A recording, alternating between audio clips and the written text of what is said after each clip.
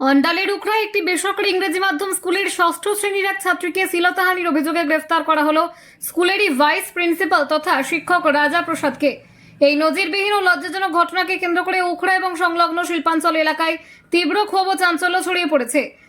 অভিযুক্ত শিক্ষক রাজা প্রসাদ দীর্ঘদিন ধরে নির্যাতিতা নাবালিকা ছাত্রীকে বিভিন্ন আছিলায় তার অফিসে ডেকে পাঠাতেন এবং সেখানে একাধিকবার তার সঙ্গে চরম অশালীন আচরণ ও শ্লীলতাহানি করেন। সম্প্রতি নাবালিকার আচরণের পরিবর্তন দেখে পরিবারের সদস্যরা বিষয়টি জানতে পারেন।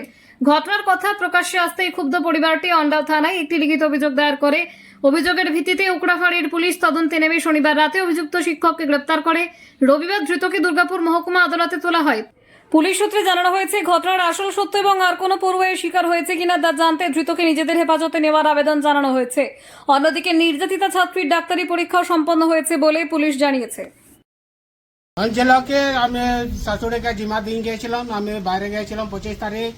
তারপরে কানতে কানতে মেয়েটা চলে এসছে, শাশুড়ির কাছে বলছে দাদিমা এমনি এমনি আমার মাস্টার ঘটনা ঘটেছে, সেই জন্য থানাতে এফআইআর হয়ে গেছে।